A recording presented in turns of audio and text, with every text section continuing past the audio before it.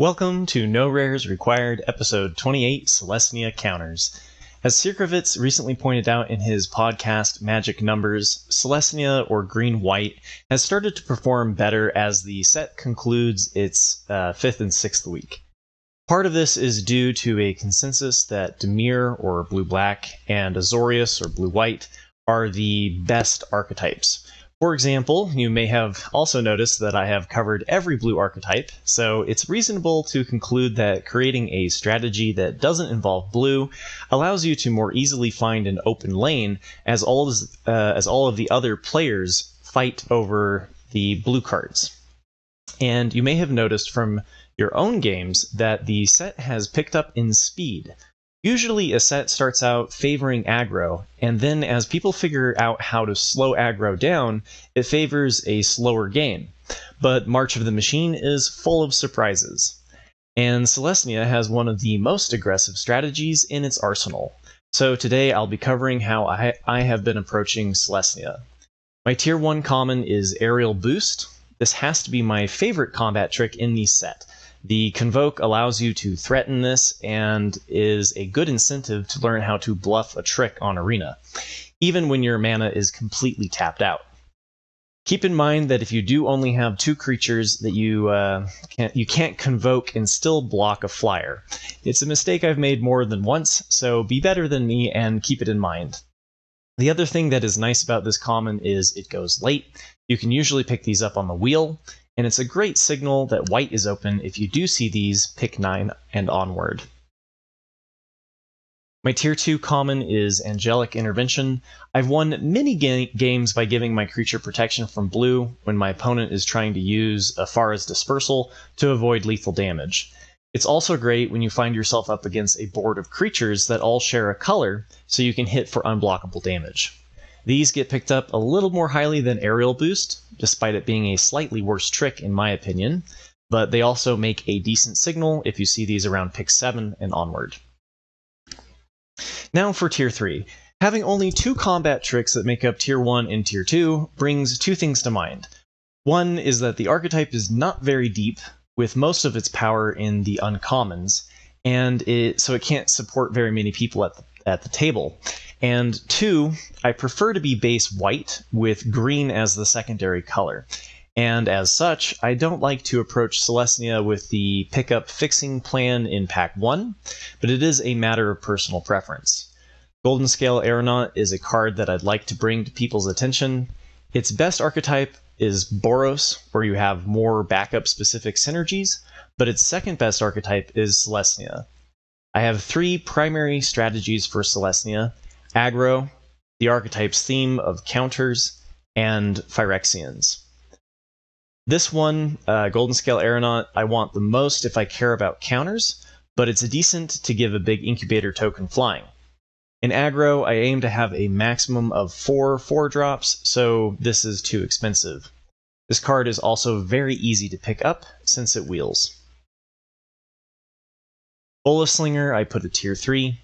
I really want Bola Slingers as my top end in the aggro strategy, but it also works well when you care about counters. And it also tends to go late for a common around pick 7 or 8. Also in Tier 3 is Alabaster Host Intercessor. I only want this in the Phyrexian strategy, since the Phyrexian strategy tends to be the slowest of the 3 strategies. Being able to smooth your early land draws or use this as late game removal are nice options to have. The problem? It tends to go by pick 5 or 6, so I find myself taking other cards over it. Seed of Hope is an amusing card, and I put it at Tier 3. For a moment in time, it had a above average win rate, which surprised a lot of players. The trick is to create a deck that relies on enchantments like Realm Breaker's Grasp or battles like Invasion of Morrigonda for your interaction. I think the sweet spot is having a maximum of 5 instances and sorceries in your deck, which can be achieved in a very creature-forward aggro strategy as well. So I thought it was worth a mention, since Selesnya is really the only archetype I've found myself tempted to play it. It goes super late, and it's not uncommon for this to be one of the last cards picked. Converter Beast, I also put at tier 3 as well. I think I want these if I'm in the Phyrexian strategy or the counter strategy, since Botanical Brawler, the cornerstone to the counter strategy at Uncommon, triggers off of counters being put on permanents, and there is some crossover synergy between the counter strategy and the Phyrexian strategy. Arachnoid Adaptation I put at tier 3. I think it's an inferior combat trick to either Aerial Boost or Angelic Intervention, but sometimes you find yourself needing additional interaction, especially since this archetype tends to rely on combat tricks over removal, and this is a decent option that goes very late, and it can also be one of the last cards passed at the table. Overgrown Pest I put at tier 3. As long as you care about hitting land 4, this is a good card to include at filler. I don't want it in the aggro strategy because I aim to have my curve end at 4. They do end up getting picked up around pick 5 or 6, which can make them tricky to pick up as well. Next up in tier 3 we have Wary Thespian. You want as many of these as you can get your hands on if you are in the aggro deck. To the point that I think the aggro deck doesn't really work without it. They get taken around pick 7 or 8, so if green is open, you shouldn't have a problem picking up multiples, and I think they act as a decent signaling card. Serpentblade Assailant I put at tier 3. I only want this card in the counters deck.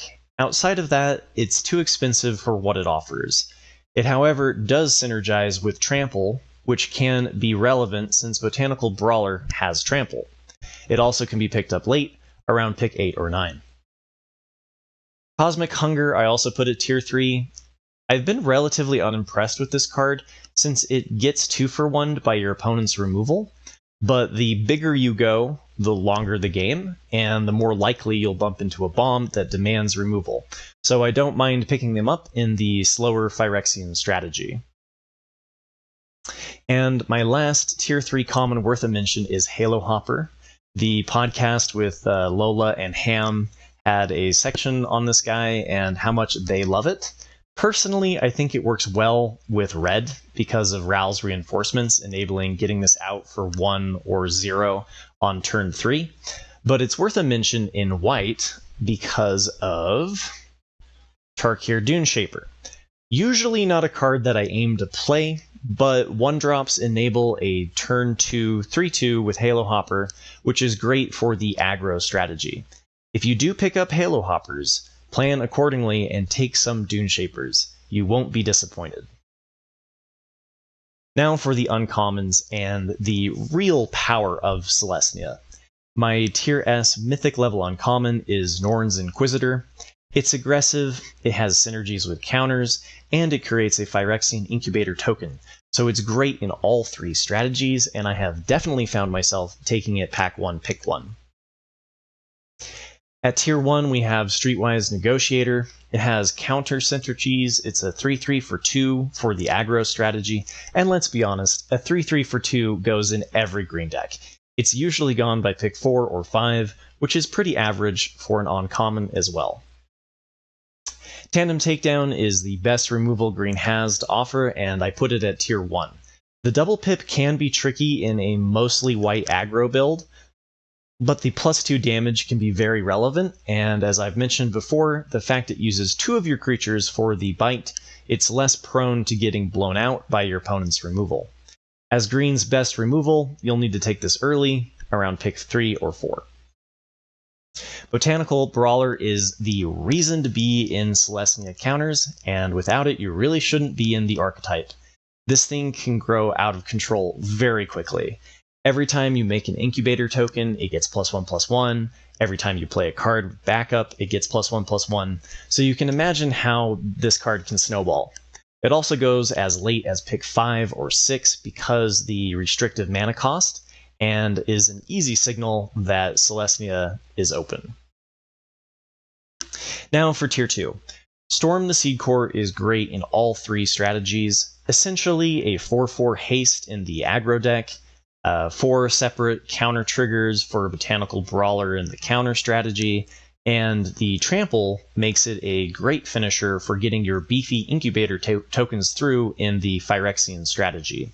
It also goes late for an uncommon, around pick 7. Tangled Skyline, I put it tier 2, and is a great reason to lean away from aggro and into the Phyrexian strategy. Similarly to how you do not want to wind up in counters without Botanical Brawler, you don't want to end up in the Phyrexian strategy without Tangled Skyline. It goes late for how good it is, around pick 5 or 6, and decks where you can pick up 2 or 3 of these tend to have a very impressive late game.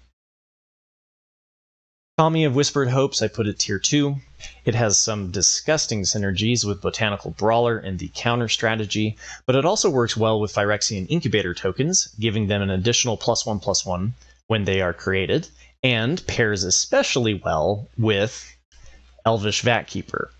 For example, your Incubate 2 would be a 3/3 with Kami in play. Then when you transform for 5 with Elvish Vatkeeper, it triggers Kami again, making the Incubator token into a 7/7. Incubate 3 becomes a 9/9, and Incubate 5 becomes 13/13. Not a bad little synergy at all. Too bad the combo is at uncommon. Now for tier 3. Phyrexian Awakening works especially well in the Phyrexian strategy, surprise surprise. Giving all of your Phyrexians Vigilance can be very difficult for your opponent to deal with, especially because Vigilance allows you to use tricks like Aerial Boost. But a 4/4 Vigilance for 5 mana across 2 turns is at least decent filler in every white deck, so you just don't want to take turn 3 off of developing the board if you are aggro. It also gets picked up around 4 or 5, so I often find myself choosing other cards over it. I also put Seal from Existence at tier 3. I only look to grab it if I'm low on interaction, but it does combo with Seed of Hope if you find yourself going the enchantment removal route. It also goes to show how aggressive white is as a color in the set. Usually enchantment removal of this kind is a top tier uncommon, but in this set it's very mid. It gets picked up early as soon as 2 or 3, so I usually find myself picking something else. Herbology Instructor I put at tier 3 since I only want it in the Phyrexian strategy. You really want to stall until you get to your Converter Beasts and Tangled Skylines, and this card is great at that. They get picked up around 3 or 4, since outside of Selesnya, green is looking at having a longer game, so you can usually pass on this card unless it's pack 2 or 3 and you know you're doing the Phyrexian thing. Sandstalker Moloch I put at tier 3. It's more of a Simic superstar, since I aim to have counterspells up on my opponent's turn and can take advantage of the flash if they don't play something worth countering. In Selesnya, it doesn't have counter or Phyrexian synergies, so I reserve it for the aggro strategy. It does go late for an uncommon though, around pick 6, so 1 or 2 of them can find their way into my deck pretty easily. My last tier 3 uncommon for Selesnya is Shauna Sisay's Legacy. Especially if you are doing the Dune Shaper, Halo Hopper, Flood the Board strategy, Shauna can get really big. The +1/+1s aren't counters though, so they won't trigger Botanical Brawler. You don't need to pick her up early, she's often still available on the wheel, and is more of a free grab that happens from time to time. Now for the rares. Since there was a lot of complexity to navigate in the commons and uncommons, I'm going to try to keep the section on the rares brief. At tier S, we have Sunfall and Boonbringer Valkyrie. They're great in every white archetype. At tier 1, we have Glissa, Herald of Predation, which I believe is worth the splash, and shifting maybe a little bit towards the Abzan white, green, black Phyrexian strategy. Invasion of Ixalan is worth mentioning in more detail, and I put it at tier 2. I skipped it in Simic since I tend to be running a fair amount of non-permanent counterspells in that archetype, and this is better if you can flip it early into Belligerent Regisaur. Since it is a 4/3 Trampler, I found it to lose some of its gas once your opponent hits turn 5 and starts spitting out 5/5 Incubator tokens, or turn 6 with the 5 or 6 toughness land cyclers. Also, for that very reason, it's nice to pair it with backup to get its power to 5, which you have available in the counter strategy. Ozolith, the Shattered Spire, I also put it tier 2. It is a superstar in the counter strategy, acting as a Kami of Whispered Hopes, but one that is much more difficult to remove, and its ability to tap for 2 and put 2 +1/+1 counters is great in every green deck, but an absolute beating in a deck built around counter synergies. Progenitor Exarch, I put it tier 3. Its best deck is in Selesnya Phyrexians or Selesnya counters, since it is a great turn 3 if they didn't remove your Botanical Brawler, and pairs nicely with Norn's Inquisitor. I do think people hold on to this card too long, since you get a 4/5 worth of stats spread over 2 bodies for 5 mana, and the cost is spread over 2 turns. If you wait until 5 mana for X equals 2, you do get a 7/8 worth of stats spread over 3 bodies for 9 mana total, but then those 3/3s are going to have a hard time getting through your opponent's 5/5s, so don't be afraid to play this on turn 3. Last but not least, we have Ghalta and Mavren. At 7 mana, you really want to just win the game from playing it. Looking at you, Breach the Multiverse. And that would require having a big creature. While it's not what the aggro deck is looking to do, it does work well with a Botanical Brawler that grew out of control, or off of a big Phyrexian Incubator token. Now for the Mythics.